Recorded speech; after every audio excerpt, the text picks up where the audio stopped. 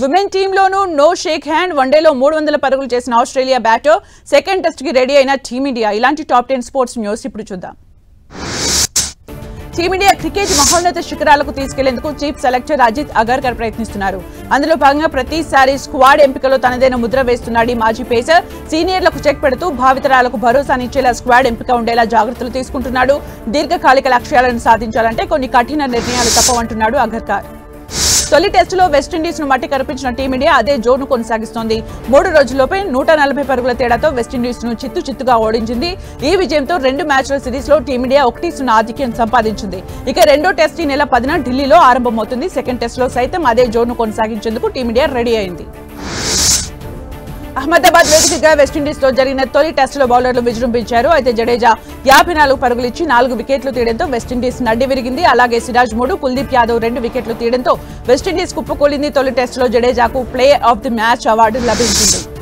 Australia పర్యటనకు తుది జట్టును బీసీసీఐ ప్రకటించింది. అయితే మొన్నటి వరకు వన్డే జట్టు కెప్టెన్ గా ఉన్న రోహిత్ శర్మ స్థానంలో శుభ్మన్ గిల్ కు బాధ్యతలు దక్కాయి. తనకు అవకాశంపై గిల్ స్పందిస్తూ వన్డే జట్టుకు కెప్టెన్సీ చేయడం గొప్ప గౌరవమని, దేశం తరపున జట్టుకు నాయకత్వం వహించడం ఎప్పుడూ గర్వకారణమే అన్నారు.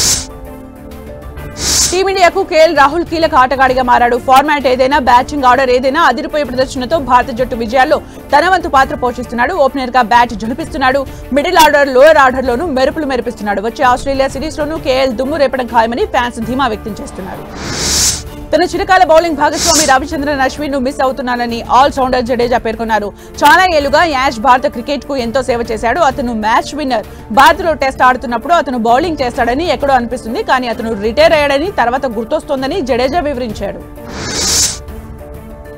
విమెన్ వరల్డ్ కప్ లోనూ పాకిస్తాన్ టీమ్ కు నో షేక్ హ్యాండ్ ట్రీట్మెంట్ ఇచ్చింది Indian team. Men's Asia cup లో నో షేక్ హ్యాండ్ వ్యవహారం సంచలనంగా మారగా మెన్స్ టీమ్ ను ఫాలో అయిపోయింది మహిళా జట్టు.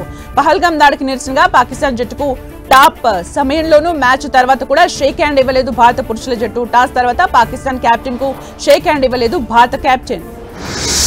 ప్రపంచ పారా అథ్లెటిక్స్ భారత పతక వేట కొనసాగుతోంది. మహిళల క్లబ్ త్రోలో ఏక్తా భ్యాన్ రజతం గెలుచుకుంది. తన 6వ ప్రయత్నంలో 19.80 మీటర్ల త్రోతో ఆమె 2వ స్థానంలో నిలిచింది. యుక్రెయిన్ కు చెందిన క్రీడాకారిణి స్వర్ణం నెగ్గగా తటస్థ అథ్లెట్ ఎకర్తీనా కాంస్యం సొంతం చేసుకుంది. ఏక్తా గత ఛాంపియన్షిప్ లో స్వర్ణం సాధించింది.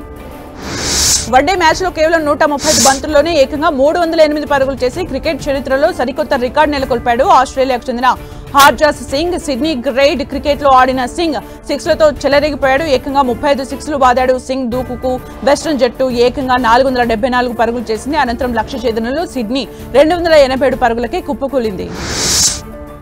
పాకిస్తాన్ మాజీ క్రికెటర్ డానిష్ కనేరియా కీలక ప్రకటన చేశాడు. భారత పౌరసత్వంపై వస్తున్న ఊహాగానాలపై స్పందించాడు.